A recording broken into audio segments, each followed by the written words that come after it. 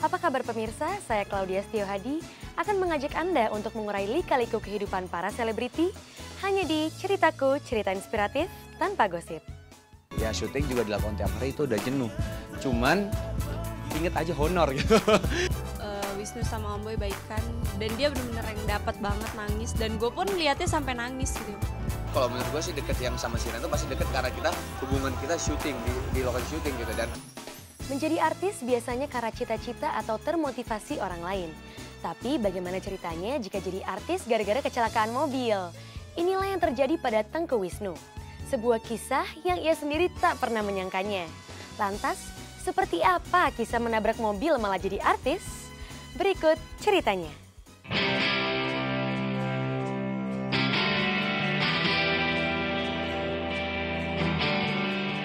Gara-gara kecelakaan mobil, Tengku Wisnu berhasil menjadi artis terkenal.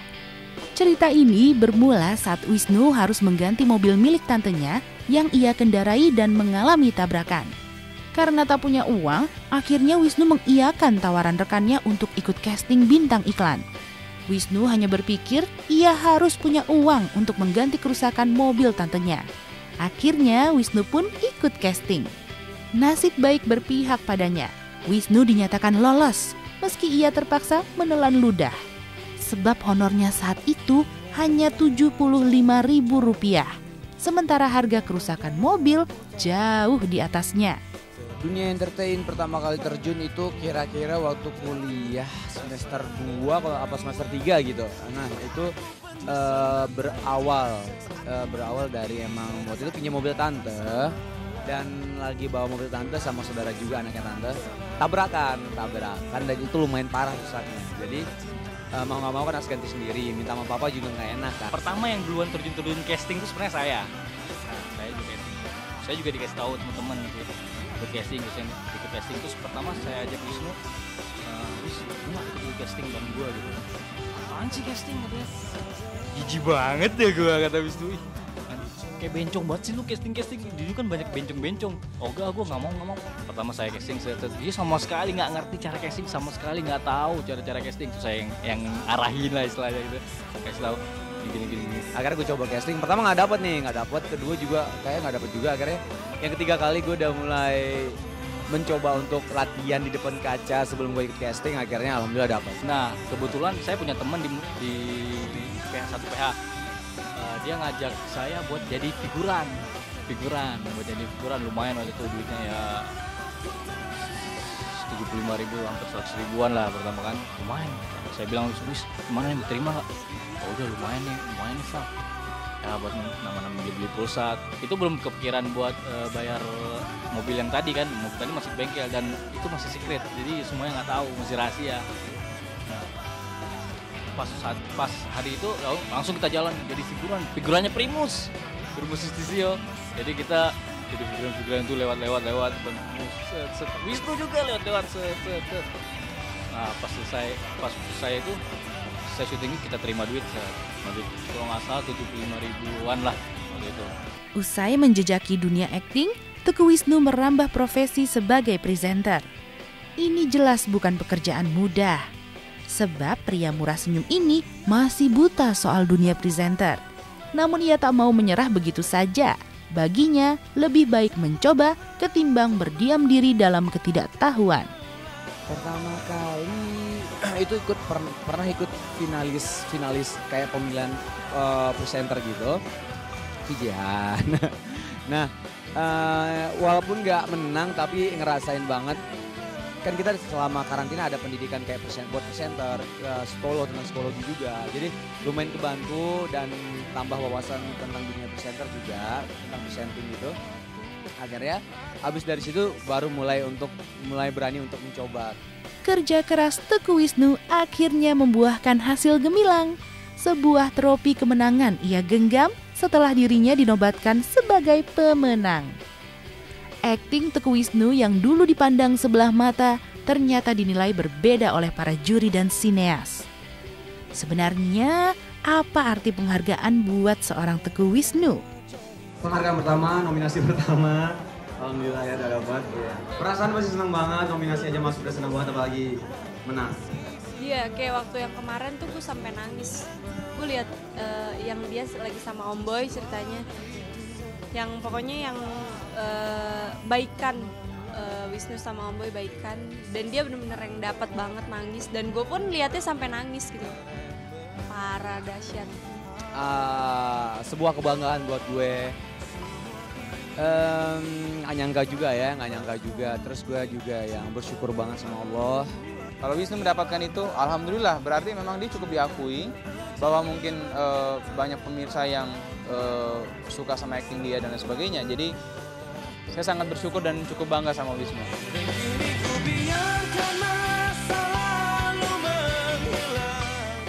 Sibuk kerja dan berlama-lama di lokasi syuting membuat Tengku Wisnu dihantui keletihan badan. Selain letih, ia juga mengalami kebosanan. Namun, bukan Tengku Wisnu namanya jika tidak bisa mengatasi masalah ini. Terbukti, ia tak pernah lagi merasa bosan dengan rutinitasnya itu. Sebenarnya, apa yang dilakukan Tengku Wisnu dalam memotivasi dirinya? Kita simak ceritanya setelah yang satu ini. Ya syuting juga dilakukan tiap hari itu udah jenuh. Cuman inget aja honor gitu.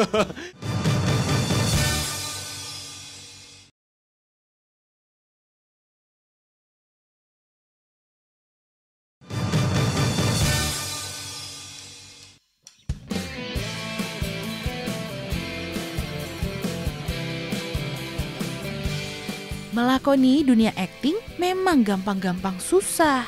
Seperti Tengku Wisnu yang harus pandai mengatur jadwal agar tak mengalami kebosanan. Sebab berlama-lama di lokasi syuting pada akhirnya membuat Tengku Wisnu kelelahan.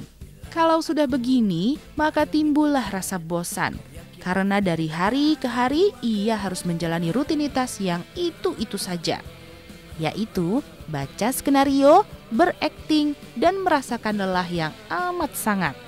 Untunglah pria yang satu ini pandai mensiasati segala kejenuhan tadi. Bagaimana caranya? Kita simak saja penuturannya.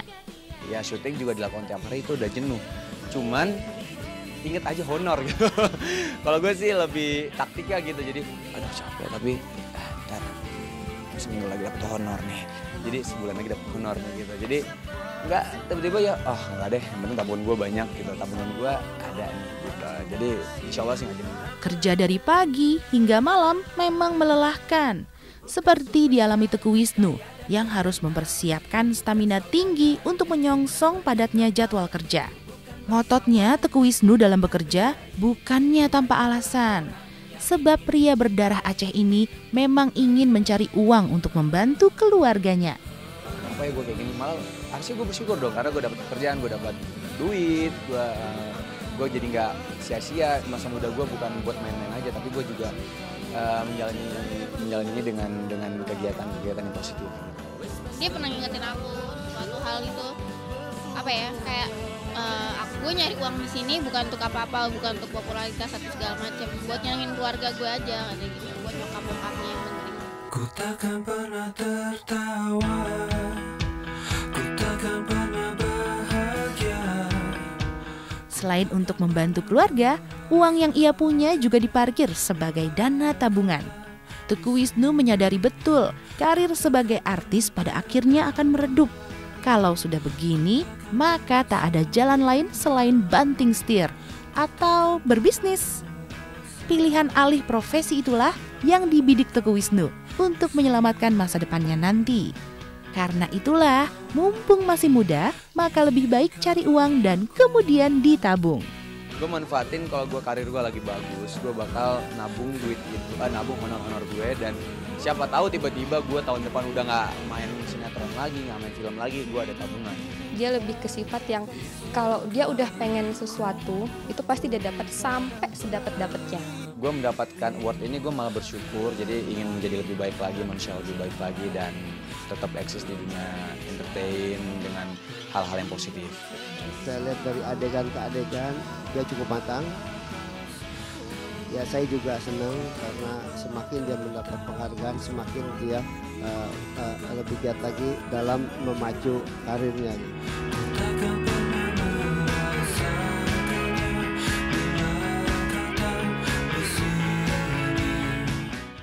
Meski terlihat tenang, namun sebenarnya Tengku Wisnu adalah sosok yang jahil.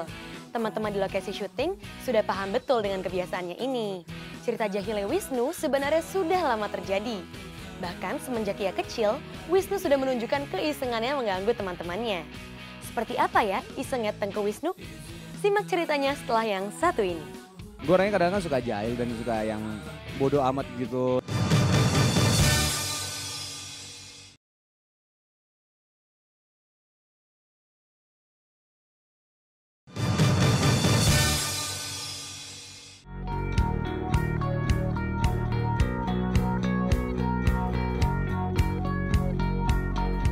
Senang bercanda, tapi juga bisa serius adalah kombinasi kepribadian seorang Tengku Wisnu.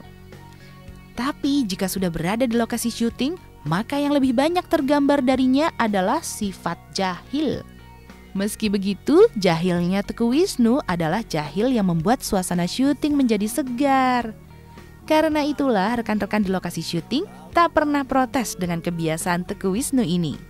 Gue orangnya kadang-kadang suka jahil dan suka yang bodoh amat gitu. Jadi mungkin orang ilfil kali ya. Itu dia kecil dulu tuh sempet yang dia kan paling gede.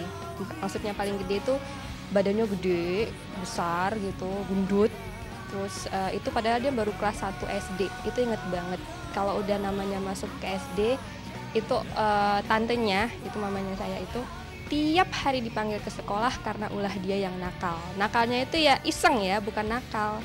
Iseng itu kadang-kadang yang lagi teman-teman lagi serius belajar, dia tiba-tiba yang jongkok di kolong, terus nanti cewek-cewek pada teriak-teriak, ini ngintip, ngintip, padahal dia bilang enggak kok, cuma ngambil penghapus doang gitu. Wisnu itu orangnya cepet bisa kadang-kadang berubah, kadang-kadang pokoknya nggak tentu deh sifatnya. Nah, Wisnu itu kadang-kadang tergantung suasana dia. Kalau lagi religius ya kita religius, misalnya kayak lagi kita kan waktu kita ikut pengajian juga ya, pas lagi pengajian dia religius banget orangnya.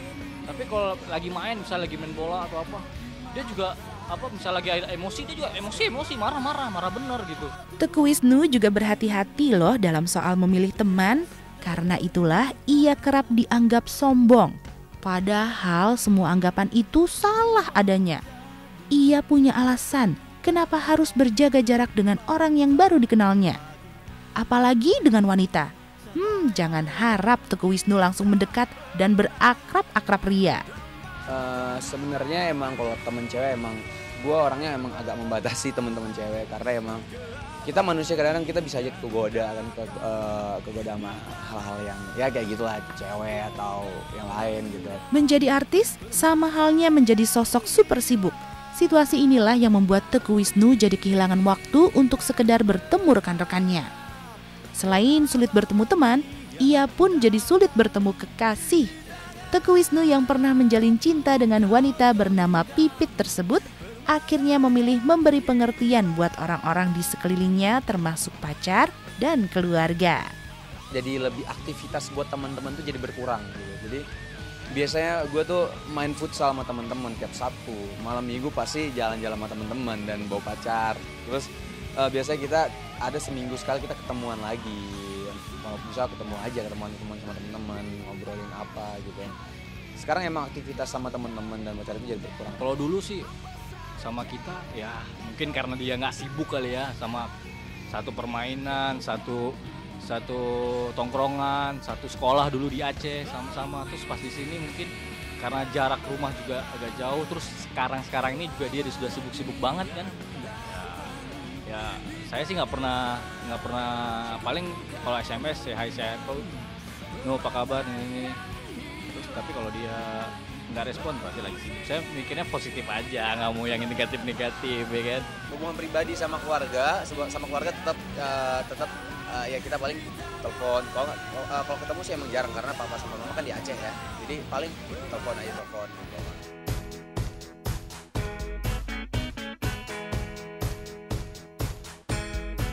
Pada awalnya, Tengku Wisnu tak menganggap Shireen Sungkar sebagai kekasihnya. Begitu seringnya mereka bertemu di lokasi syuting, juga bukan indikasi bahwa bakal ada pijar cinta di antara mereka. Apalagi di saat itu Tengku Wisnu telah memiliki seorang kekasih. Wanita yang juga teman semasa SMA inilah si pengisi ruang hati Teguh Wisnu semasa awal dirinya menjadi artis.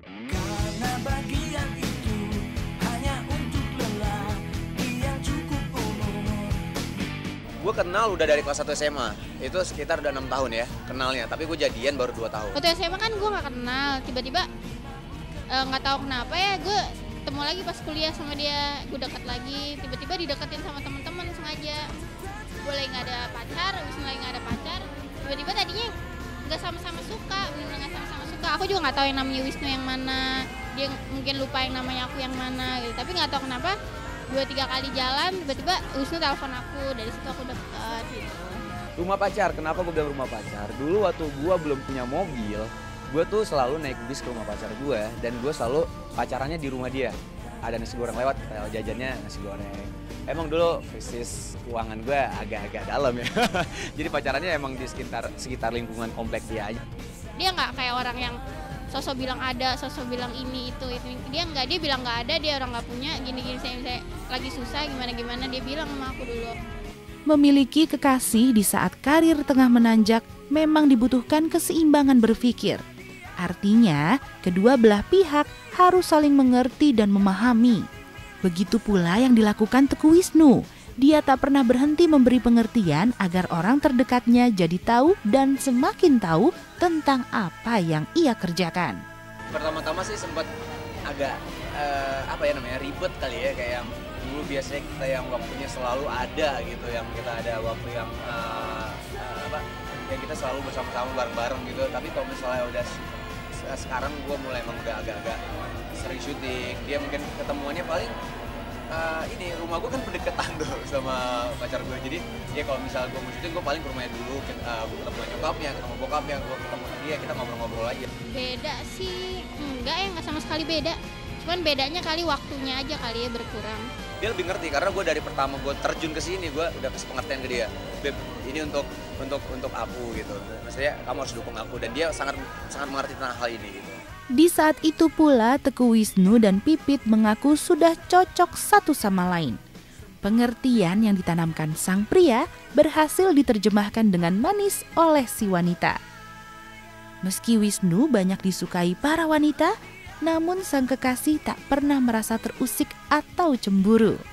Karena ia yakin Wisnu tak mungkin membagi hatinya untuk yang lain. Gue sama Pipit itu pacaran serius, niat gue serius dan santai gue. Jadi dibilang serius kenapa? Karena gue kalau pacaran gak serius gue mungkin udah dari dulu putus sama dia. Kenapa gue santai? Karena gue gak mau terlalu yang kita harus berdua nih gitu. Kalau misal kita yang menggubu-gubu malah biasanya gak kejadian. Tapi kalau santai aja, gue santai tapi serius, insya Allah. Nemuin kecocokan itu kan gak gampang gitu ya. Dan aku udah ngerasa cocok aja sama Wisnu sekarang. Pacar gue itu kalau misalnya udah gue kenalin sama pemain-pemain di dalam sinetron gue, pasti dia nggak cemburu. Jadi karena udah kenal, udah gimana cemburu sih? Jadi misalkan di Shiren sama pacar gue udah bercanda-bercanda, terus ngeliat gue adegan mesra, dia malah ketawa. Wisnu tuh baik banget, udah kayak kakak aku sendiri. Terus gimana ya? Dia tuh orangnya nggak sombong, terus gokil, jadi kalau nggak ada dia tuh nggak rame lokasi.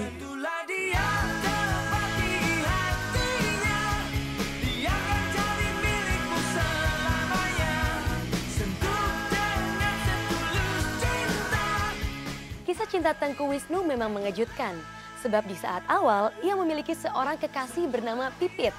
Wanita ini adalah teman Wisnu semenjak SMA. Lantas di pertengahan jalan, cinta mereka kandas dan pada akhirnya Wisnu menjalin cinta dengan Shiren Sungkar. Sebenarnya, seperti apa ya cerita cinta Wisnu, Pipit dan Shiren? Simak ceritanya setelah yang satu ini. Dalam hal apa ya? Dalam deket, kalau menurut gue sih deket yang sama Shiren itu pasti deket karena kita hubungan kita syuting di lokasi syuting gitu, dan kita emang deket, nggak ada macam-macam, nggak ada aneh-aneh.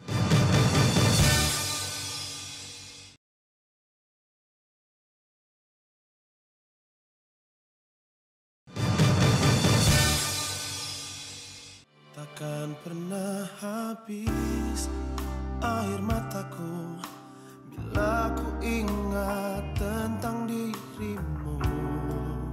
Pada akhirnya cerita cinta Teguh Wisnu dengan sang kekasih berakhir di tengah jalan. Di saat itulah masuk nama Shireen Sungkar.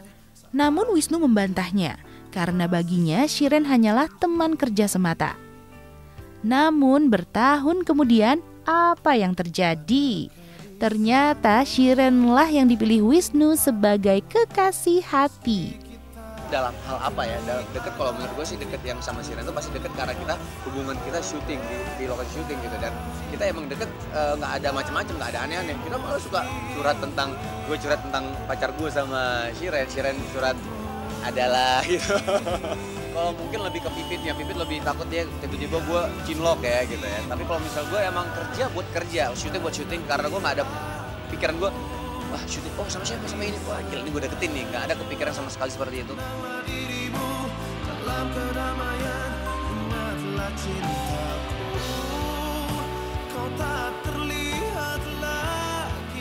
Hingga kini Wisnu belum mengurai keinginannya untuk berumah tangga. Begitu pula dengan kisah cintanya dulu, di mana Wisnu juga masih mau maju mundur dalam mengurai keinginan naik pelaminan. Padahal saat itu sang kekasih malah sudah siap untuk menikah. Untuk saat ini sih gue belum ada kepikiran untuk nikah gitu, nggak ada sama sekali, nggak ada di dalam pikiran gue, karena gue lagi enak-enaknya kerja, lagi enaknya cari duit, lagi enaknya kuliah, lagi enaknya punya teman-teman baru. Aku udah siap sama semuanya.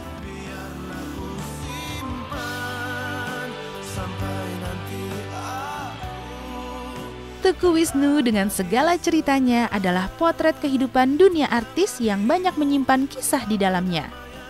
Jatuh bangunnya dalam meniti karir juga cerita asmara yang melingkarinya tak membuat Wisnu dijauhi para fans. Mereka inilah yang justru memompa dan memberi semangat buat Teguh Wisnu untuk terus melaju menggapai segala impian. Oke, saya pesen buat Wisnu, pesen nih buat lo ya. Selamat lo udah dapet penghargaan ya. Belajar terus, jangan pernah berhenti. Mudah-mudahan ya dengan penghargaan itu dia nggak sombong. Mudah-mudahan dia tambah ningkatin actingnya lagi supaya tambah lebih bagus lagi.